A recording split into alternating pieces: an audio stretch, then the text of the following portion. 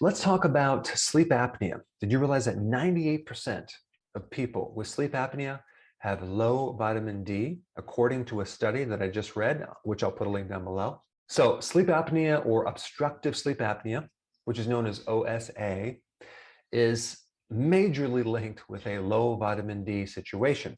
So we're going to discuss this, okay? So vitamin D significantly reduces inflammation. And I'm talking about the tissues in the back of the throat, as well as in the back of the sinuses. Many times those tissues are inflamed, and that can be the reason why you can't breathe at night.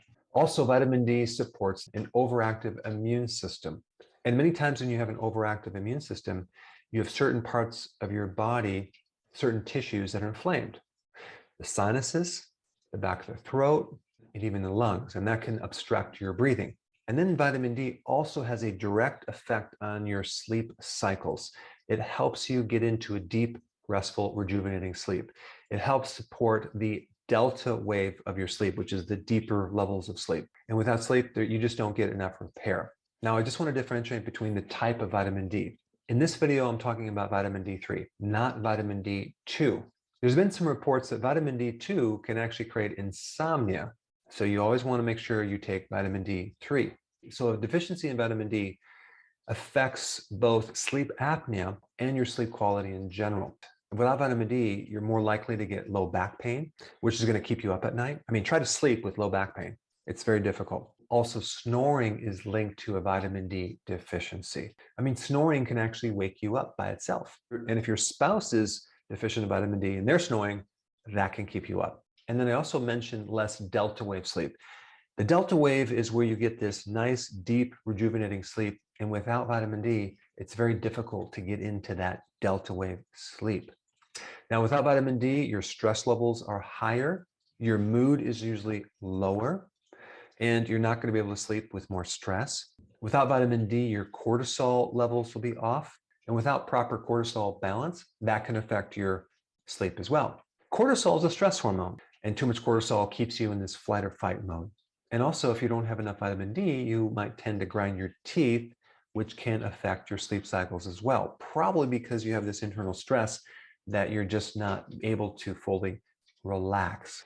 I always recommend taking vitamin D with magnesium because magnesium not only helps the absorption of vitamin D, but it can prevent leg and foot cramps at night, which can also keep you up.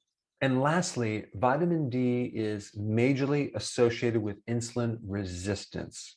So if you have insulin resistance, first of all, you're not going to be able to absorb vitamin D very well. And if you have low vitamin D, your chances of developing insulin resistance go up because vitamin D is essential in maintaining the beta cell of your pancreas, that cell that produces insulin.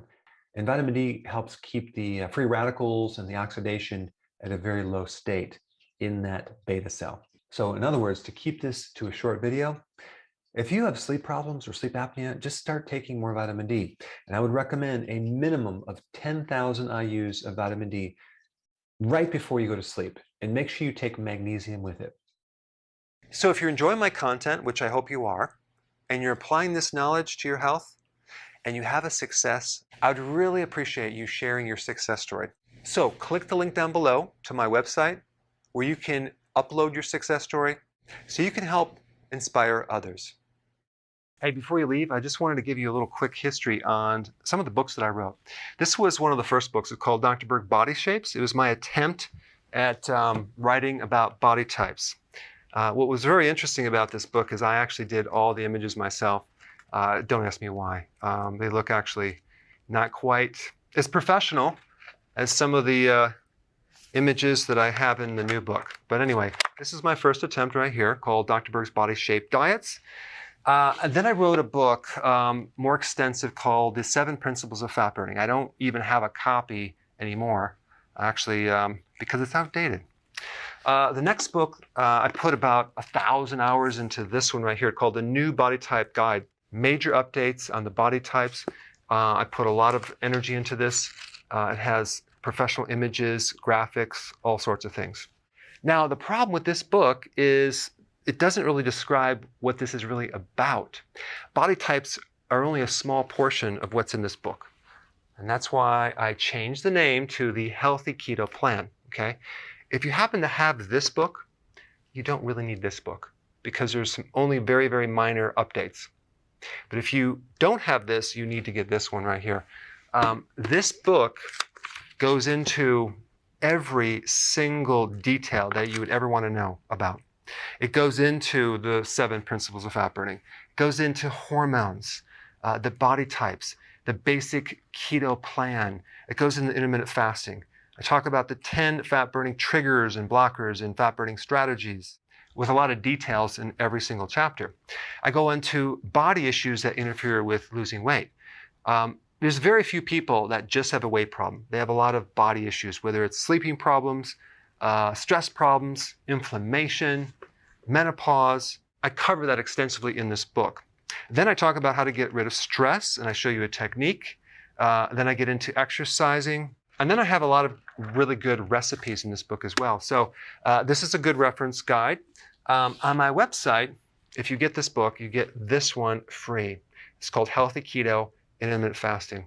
This is the shortcut, quick guide to this book. And the reason I created this book is to have you, within 45 minutes, learn how to do keto, okay, in intermittent fasting, exactly what you need to do. Then you can fill in the blanks with this book right here. So right now I'm doing a special. If you get this book, you get this one totally free, or you can go to Amazon and get these individually. So I just want to clarify the difference between this book and this updated one right here. If you don't have this, you need to get this right here. That way you can get the exact correct information to do it healthily.